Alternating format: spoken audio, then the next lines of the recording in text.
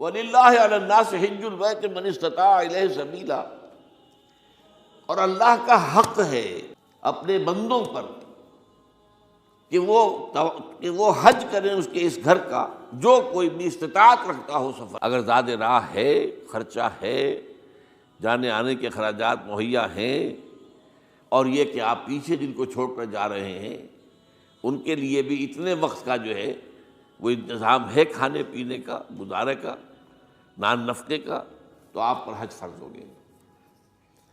اب اگر اس فرضیت کے بعد کوئی شخص تاخیر کرتا ہے تو وہ بڑے گناہ کے اندر مبتلا ہے۔ جیسے ہی فرضیت ہو جائے، پہلا کام جو ہے، پہلا قرض جو ہے، یوں سمجھیے یہ اللہ کا قرض ہے بندوں پر۔ یہ لام جو آتا ہے، لام اور اعلیٰ، لام کسی کے حق کے لیے، اعلیٰ کسی کے اوپر حق ہونا۔ وَلِلَّهِ عَلَى النَّاسِ حِجُّ الْبَيْتِ مَنِ اسْتَطَاعَ إِلَيْهِ سَبِيلًا، یہ تو اللہ کا حق ہے لوگوں پر، لوگوں کے ذمے، یہ قرض ہے اللہ کا کہ اس کے گھر کا حج کریں، جائیں، طواف کریں، اور جو بھی اس کے مناسک ہیں ادا کریں، اور وہیں پر قربانی کا بھی ہے۔ لِيَشْهَدُوا مَنَافِعَ لَهُمْ وَيَذْكُرُوا اسْمَ اللَّهِ فِي أَيَّامٍ مَّعْلُومَاتٍ عَلَىٰ مَا رَزَقَهُم مِّن بَهِيمَةِ الْأَنْعَامِ فَكُلُوا مِنْهَا وَأَطْعِمُوا الْبَائِسَ الْفَقِيرَ، اسی کے اندر جو ہے مناسک کے اندر قربانی بھی ہے۔ افریقہ میں آپ کو معلوم ہے، شمالی افریقہ میں زیادہ تر لوگ جو ہیں جیسے کہ ہندوستان پاکستان میں ویسے ہیں، لیکن آپ جنوب میں چلتے جائیے تو رنگ گہرا ہوتا چلا جائے گا، انتہائی سیاہ رنگ، وہ بھی ہے، سب آ رہے ہیں، شکلیں جدا ہیں، زبانیں جدا ہیں، لیکن سب کے سب جو ہے ایک ہی نغمہ ان کی زبان پر ہے ایک ہی نغمہ، کہیں واضح کہیں مبہم، وہ ایک ہی مذہب، لبیک اللہم لبیک، لبیک لا شریک لک لبیک، ان الحمد والنعمت لک والملک لا شریک لک۔ اب یہ ترانہ ہے، توحید کا ترانہ ہے، اور گونج رہی ہے اس وقت، آپ اندازہ نہیں کر سکتے کہ وہ پوری سرزمین گونج رہی ہوگی اس ترانے کے ساتھ، کیونکہ تھوڑی تھوڑی دیر کے بعد نئے قافلے داخل ہو رہے ہیں۔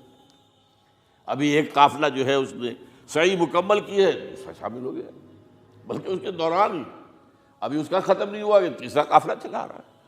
وہ تو یہاں تو ظاہر بات ہے کہ میں نے چونکہ ایک نقشہ اپنی نگاہوں سے دیکھا ہے، مدینہ منورہ سے اور مکہ مکرمہ جاتے ہوئے رات کے وقت، کہ کہیں جو ہے وہ روشنیوں کی وہ قطار ٹوٹتی ہی نہیں تھی، مسلسل معلوم ہوتا ہے کہ سڑک کے اوپر گاڑی ہے، مسلسل، کہیں اس کے اندر وقفہ ہی نہیں۔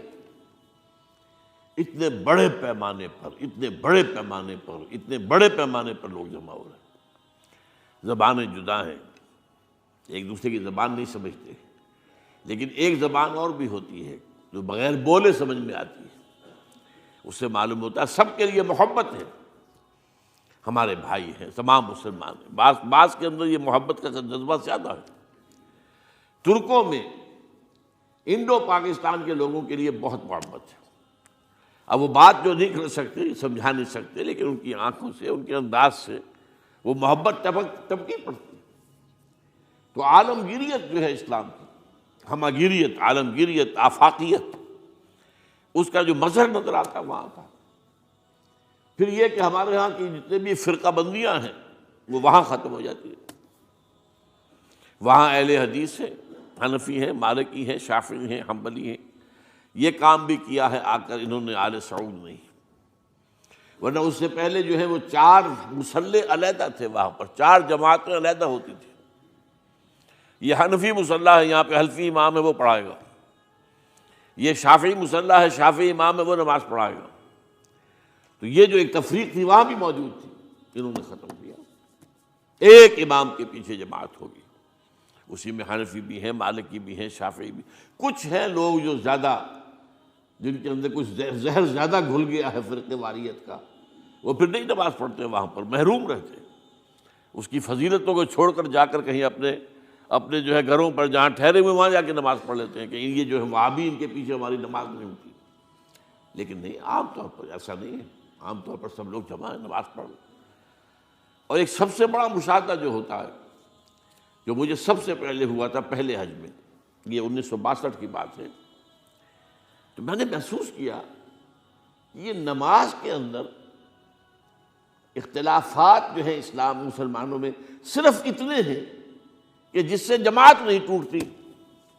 اختلافات ہیں، رفع یدین ہے یا نہیں ہے، آمین بالجہر ہے یا نہیں ہے، اختلافات تو ہیں، لیکن جماعت نہیں ٹوٹتی۔ وہ جو ڈرل ہے، ڈرل جیسے کہ ڈرل ہوتی ہے، آرمی پریڈ ہو رہی ہے، وہ ڈرل ختم نہیں ہوتی۔ ایسا نہیں ہے، میں نے جب سوچا اگر کسی مسلک کے نزدیک رکوع بھی دو ہوتے جیسے سجدے دو ہیں، تو وہ لوگ تو ایک رکوع کے بعد دوسرا رکوع کرتے اور باقی لوگ سجدے میں چلے گئے ہوتے، جماعت ٹوٹ جاتی۔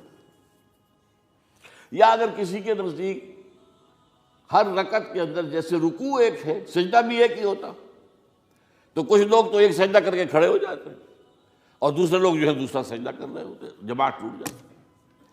تو یہ میں سمجھتا ہوں کہ کس کی حکمت ہے، کس نے یہ طے کیا کہ ٹھیک ہے آپ میں رنگا رنگی بھی ہو، اے ذوق اس چمن کو ہے زیب، اختلاف سے اختلاف بھی ہے، رفع یدین بھی ہو رہا ہے، آمین بالجہر بھی ہو رہا ہے، نہیں بھی ہو رہا ہے، سب کچھ ہے، لیکن وہ اجتماعیت نہیں ٹوٹ رہی۔ یہ وہ یوں سمجھیے کہ یہ زندہ معجزہ ہے اسلام کا کہ 1400 برس بیت گئے ہیں اور کتنے بڑے علاقے میں یہ اسلام پھیلا ہے، اور یہ کہ مختلف مسالک وجود میں آئے، اس میں کوئی شک نہیں ہے۔ حنفی ایک علاقے کے اندر آپ کو ملیں گے صرف شافعی، ہندوستان کا بھی مغربی ساحل کے صرف شافعی ملیں گے آپ کو۔ اس سے آگے آپ جائیے، چونکہ یہ عرب تاجروں کے ذریعے سے ایمان لائے ہیں، یہ لوگ سری لنکا کے لوگ ہیں، انڈونیشیا کے لوگ ہیں، ملیشیا کے لوگ، سب شافعی ہیں۔ ہندوستان میں چونکہ اوپر سے شمال سے آیا ہے اسلام، یہ ترکوں کے ذریعے سے آیا ہے، اور وہ کٹر حنفی تھے، یہاں حنفیت آئی ہے۔ ترک جو ہے کٹر حنفی، یہ ترکی تو تھے جو آئے تھے۔ یہ کون تھا؟ محمود غزنوی کون تھا؟ سبکتگین کون تھا؟ الپتگین کون تھا؟ بختیار کاکی کون تھا؟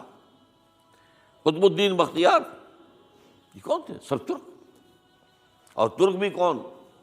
غلامان، خاندان غلامان یاد کیجیے۔ لیکن بہرحال ان کے ذریعے سے جو اسلام ان کے ساتھ آیا ہے وہ خالص حنفی اسلام، کوئی حرج نہیں۔ وہاں جا کر سب جمع ہو جاتے ایک وحدت کے اندر۔ تو یہ چند مشاہدات وہاں کے ہوتے ہیں جو ہماری ظاہری آنکھوں کو بھی نظر آ جاتے ہیں، جس کا کہ قلب کے اوپر بڑا گہرا اثر پڑتا ہے۔